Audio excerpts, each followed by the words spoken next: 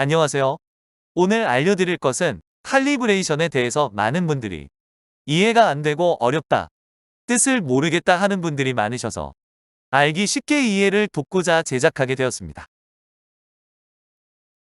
칼리브레이션에 대해서 찾아보면 인터넷이나 책에 알 수 없게 그냥 글로만 풀어놔서 이해가 안 되다 보니 뭔 소리여?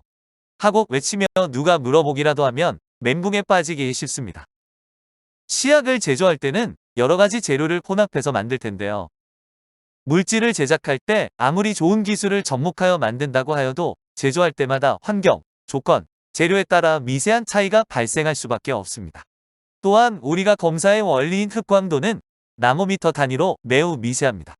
따라서 이런 제조 시 발생하는 아주 미세한 차이로도 검사 결과값에 영향을 미치게 됩니다.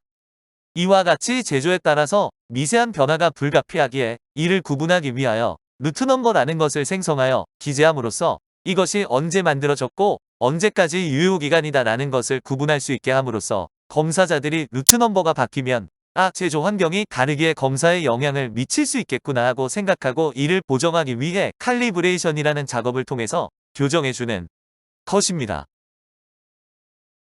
엄마가 매일 끓여주는 된장찌개. 어쩔 때는 맛있는데 엊그제 달고 어제는 짜고 오늘은 싱겁고 매번 달라. 왜 이래?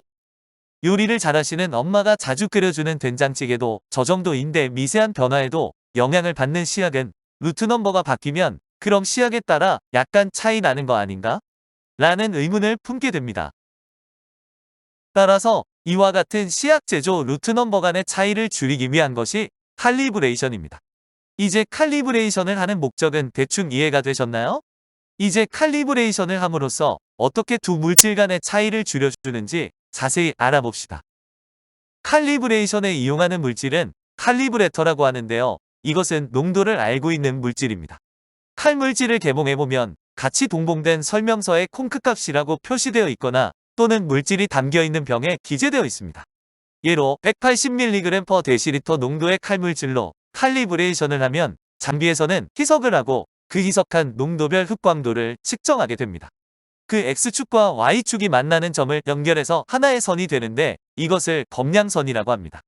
이 선이 완성되어 장비에 저장이 되면 검체 측정 시에는 시약과 검체가 반응하고 이에 대한 흑광도를 측정하여 만들어져 있던 검량선에 대입하여서 농도값을 산출하는 것입니다. 이해하기 쉽게 AB123이라는 루트넘버를 사용하기 전에 칼리브레이션한 그래프는 지금과 같습니다.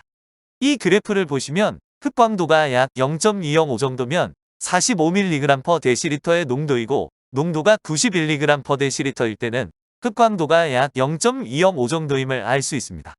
이후 다른 루트넘버의 시약을 예로 CD456이라는 시약을 사용 전 시행한 칼리브레이션에서 이와 같이 그래프가 나옴을 알 수 있습니다. 하지만 이때 그래프의 기울기가 다른데요? 라는 의문을 품게 되는데요. 되짚어서 반대로 생각해보면 환자 검체의 농도가 110mg/dL일 때 루트넘버 CD456 시약에서는 흑광도가 0.245이고 루트넘버 AB123에서는 흑광도가 0.223인 것을 알 수 있습니다. 결론은 우리는 검체와 시약을 반응시켜서 그에 대한 흑광도를 측정하여 검량선에 대입해서 농도값을 산출한다고 하였죠.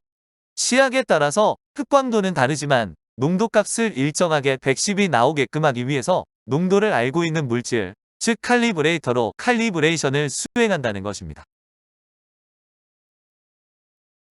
지금까지 칼리브레이션에 대해 알아보았는데요. 앞서 보인 시약의 루트가 바뀔 때만이 아니라 장비의 중요한 부분에 대해 주요 예방점검이나 교체 시 그리고 장비 업체에서 권유할 때 허용 범위를 벗어나거나 다른 방법으로 문제를 확인하고 교정할 수 없는 경우 시약의 변질이 의심될 때 등 칼리브레이션 검증을 실시합니다. 지금까지 어떠셨나요? 알기 쉽게 설명한다고 하긴 하였는데 이해가 잘 되셨는지 모르겠습니다. 다음에 또 도움되는 내용이 있으면 알기 쉽게 만들어서 찾아뵙겠습니다.